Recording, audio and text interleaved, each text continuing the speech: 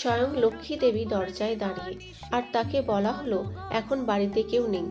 একবার সারদা দেবী বলেছিলেন, ভগবান বৈকুণ্ঠ থেকে নেমে আসেন যেথায় ভক্ত থাকে। কোজাগরী পূর্ণিমার দিন লক্ষ্মী বৈকুণ্ঠ থেকে পৃথিবীতে আসেন, যেখানে যেখানে তার দৃষ্টি থাকে সেখানে সেখানে যান, পুজো গ্রহণ করেন। মায়ের জবানিতে আমরা জানতে পারি, চন্দ্রমণি একবার কামারপুকুরে দেখেছিলেন 14-15 বছরের গৌরাঙ্গী কিশোরী, কানে শঙ্খের কুণ্ডল, হাতে হীরের ডায়মন্ড কাটা বালা, ওদের বাড়ির সামনে বকুলতলায় দাঁড়িয়ে তার সঙ্গে কথা বলছিলেন। চন্দ্রমণি তাকে জিজ্ঞাসা করলেন, হ্যাঁ গো, কে তুমি? লক্ষ্মী বললেন, এই যে আমি এখানেই আসছি। চন্দ্রমণির উদ্বিগ্ন জিজ্ঞাসা, আমার রামকুমারকে দেখেছ? পুজো করতে গেছে, রাত হয়ে গেছে, এখনো এলো না। লক্ষ্মীর আশ্বাস, হ্যাঁ গো, সে আসছে, চালকলা বেঁধেছে।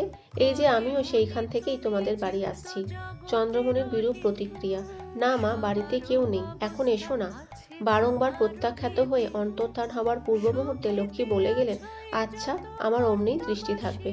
এই কাহিনীটি ভক্তদের শুনিয়ে মা বললেন, দেখছো না, ওদের অবস্থা কখনো তেমন ভালো হলো না, মোটা ভাত কাপড়ে চলে যাচ্ছে। আমার শাশুড়ি দেখেছিলেন, লক্ষ্মী লাহাদের বাড়ির দিক থেকে তাদের ধানের মড়াইগুলির ওখান ঘুরে এসেছিলেন। আমার ভাসুর এসে সব শুনে বললেন, মা তুমি বুঝতে পারোনি, স্বয়ং লক্ষ্মী এসেছিলেন, আজ কোজাগরী পূর্ণিমা কিনা।